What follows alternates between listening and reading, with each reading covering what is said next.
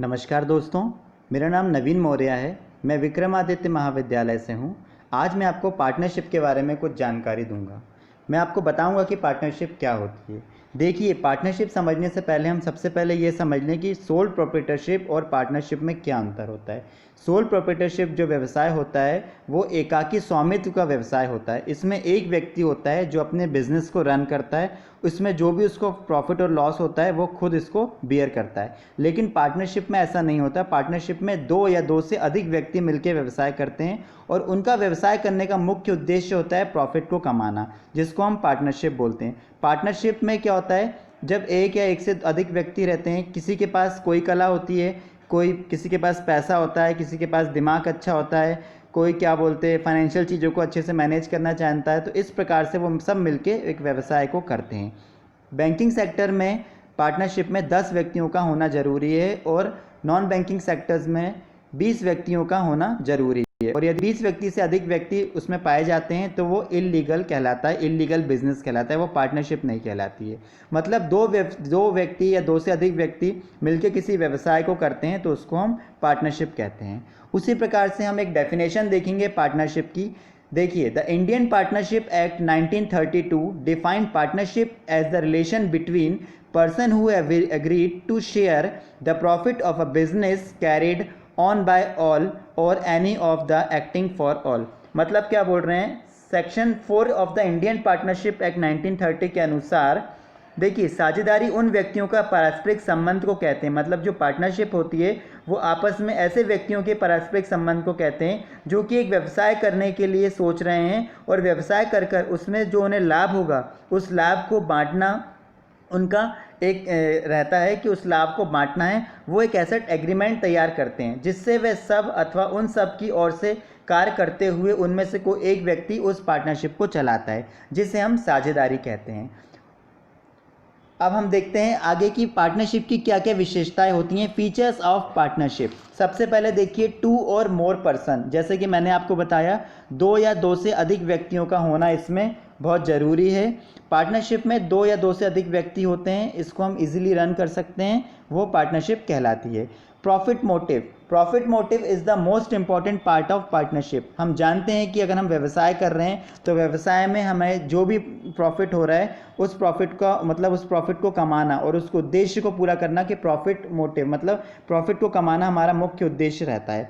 Capital, capital पूंजी भी बहुत ज़रूरी है। एकाकी स्वामित्व में एक व्यक्ति पूंजी को लगाता है और अपने व्यवसाय को करता है, लेकिन पार्टनरशिप में एक से अधिक व्यक्ति होते हैं जो कि पूंजी को लगाते हैं और व्यवसाय करते हैं। और जब पूंजी अच्छे उस स्तर पे होती है तो हमारा व्यवसाय भी अच्छे स्तर पे चलता है।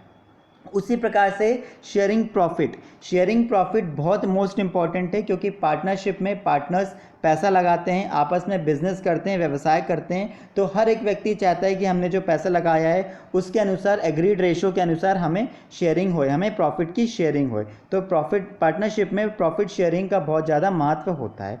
उसी प्रकार से अनलिमिटेड लायबिलिटी, अनलिमिटेड लायबिलिटी मतलब होता है दोस्तों, पार्टनरशिप में हर एक व्यक्ति हर एक पार्टनर की लायबिलिटी अनलिमिटेड होती है। क्यों? क्योंकि पार्टनरशिप या बिजनेस में किसी भी प्रकार का कोई नुकसान होता है तो उस नुकसान की भरपाई करने के लिए हम पार्टनर्स की पर्सनल एसेट्स को भी यूज़ कर सकते हैं। मतलब व्यवसाय में जो भी नुकसान हो रहा है उसको पूरा करने के लिए हम पार्टनर्स की पर्सनल एसेट को भी हम टच कर सकते हैं। एग्रीमेंट, एग्रीमेंट बहुत इंपॉर्टेंट पार्ट है, मोस्ट इंपॉर्टेंट पार्ट है पार्टनरशिप का।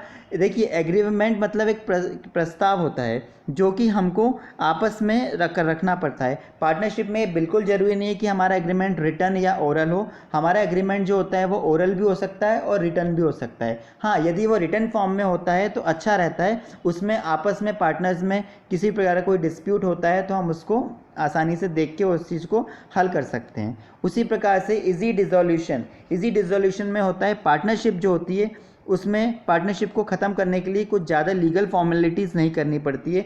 हम अपने बिजनेस को आराम से बंद कर सकते हैं, क्विट कर सकते हैं।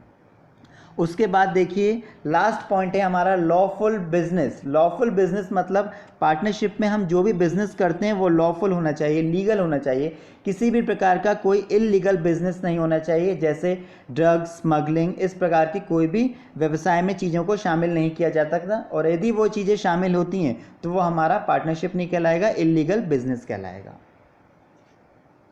देखिए उसके बाद हम चर्चा करेंगे एडवांटेजेस ऑफ पार्टनरशिप। पार्टनरशिप की क्या क्या लाभ होते हैं, क्या क्या हमको इससे फ़ायदे होते हैं। सबसे पहले इजी ऑफ फॉर्मेशन, मतलब पार्टनरशिप का जो फॉर्मेशन होता है वो कैसा होता है। देखिए पार्टनरशिप का जो फॉर्मेशन होता है वो बहुत इजी होता है, बहुत सिंपल होता है, ये ज़्यादा एक्सपेंसिव नहीं होता है। ये ओरल और रिटर्न दोनों फॉर्म में हो सकता है, लेकिन हाँ यदि ये रिटर्न फॉर्म में होता है तो ये पार्टनरशिप डीड कहलाता है और हमारे लिए अच्छा रहता है।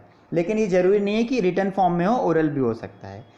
नेक्स्ट है large financial resources. Large financial resources मतलब अगर हम इसमें सोल प्रोप्राइटरशिप से पार्टनरशिप को कंपेयर करें तो जो पार्टनरशिप की फाइनेंशियल रिसोर्सेज रहती हैं वो ज़्यादा होती हैं। इसमें कैपिटल भी ज़्यादा होता है, क्यों? क्योंकि इसमें दो या दो से अधिक व्यक्ति मिलकर व्यवसाय करते हैं, इसलिए रिसोर्सेज ज़्यादा होती हैं। Scope for expansion. Scope for expansion में क्या होता है, पार्टनरशिप के पास ज़्यादा कैपिटल होता है, उसकी फाइनेंशियल रिसोर्सेज और कैपिटल दोनों ही चीज़ें ज़्यादा होती हैं, तो हम अपने व्यवसाय को, अपने बिजनेस को बहुत अच्छे से रन कर सकते हैं और बहुत आगे की ओर बढ़ा सकते हैं, ग्रो कर सकते हैं। नेक्स्ट है सीक्रेसी। सीक्रेसी में देखिए पार्टनरशिप में no need to share financial profit and loss and balance sheet etcetera. ये बिल्कुल भी ज़रूरी नहीं है दोस्तों कि हम अपने पार्टनरशिप में अपने फाइनेंशियल रिकॉर्ड्स को बाहर जाके ऑडिट करवाएं या सीए के पास जाके दिखाएं या किसी और को अपनी पर्सनल चीज़ों को दिखाएं, ये बिल्कुल ज़रूरी नहीं है। लेकिन हाँ जॉइंट स्टॉक कंपनी में ये कंपलसरी होता है कि हम जो भी कार्य करते हैं, जो भी हमारा प्रॉफिट लॉस है, जो भी हमारे बिजनेस में चीज़ें चल रही हैं, वो सारी चीज़ें बाहर हमको ऑडिट से, सीए से ऑडिट करवानी पड़ती हैं और वो सारी चीज़ें शो करनी पड़ती हैं।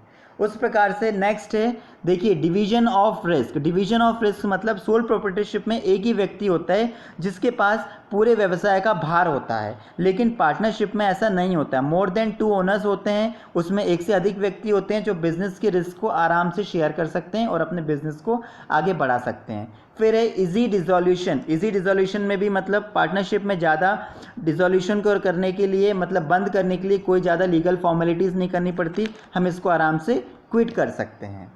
इस प्रकार से हमारे ये एडवांटेजेस थे। अब हम डिसएडवांटेजेस पे चर्चा करेंगे। जैसे कि हमारा फर्स्ट डिसएडवांटेजेस है, देखिए अनलिमिटेड लायबिलिटी। हम ये सब जानते हैं कि पार्टनरशिप की जो लायबिलिटी होती है वो अनलिमिटेड होती है। पार्टनरशिप की जो लायबिलिटी होती है वो अनलिमिटेड होती है और इसमें बिज़नेस में जो भी नुकसान हो रहा है, यदि बिज़नेस में कोई हमें नुकसान होता है तो उसकी भरपाई करने के लिए हम पार्टनरशिप की पर्सनल एसेट्स को भी यूज़ कर सकते हैं, टच कर सकते हैं। उसके बाद नेक्स्ट है अनसर्टेन लाइफ। अनसर्टेन लाइफ मतलब पार्टनरशिप की जो भी लाइफ होती है वो अनसर्टेन इसलिए होती है क्योंकि इसमें दो से अधिक व्यक्ति मिलकर बिजनेस को रन करते हैं। उन दो में से या कोई भी व्यक्ति पागल हो जाए या दिवालिया घोषित हो जाए या मेंटली डिस्टर्ब हो जाए या किसी की डेथ हो जाए या आपस में पार्टनर्स की नहीं बने तो हम अपने, या कोई विवाद हो जाए तो बिज़नेस को हम अनसर्टेन कर सकते हैं, कभी भी ख़त्म कर सकते हैं।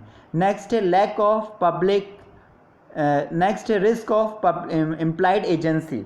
रिस्क ऑफ इम्प्लाइड एजेंसी में देखिए जो पार्टनरशिप रहते हैं, पार्टनरशिप के केस में जो ओनर रहता है उसकी लायबिलिटी अनलिमिटेड होती है, ये हम सब अच्छे से जानते हैं। यदि कोई पार्टनर कोई गलती कर दे या कोई गलत डिसीज़न ले ले या कोई गलत स्टेप ले ले तो उसका जो लॉस होगा वह सभी पार्टनर्स को उठाना पड़ेगा। क्यों?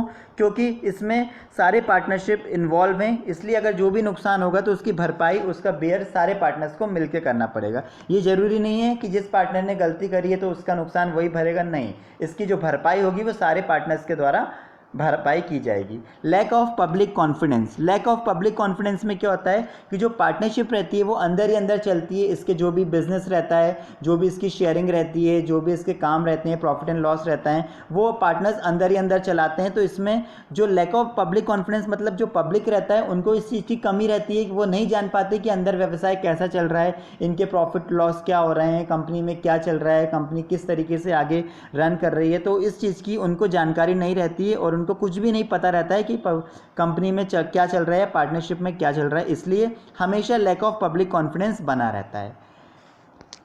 Thank you so much.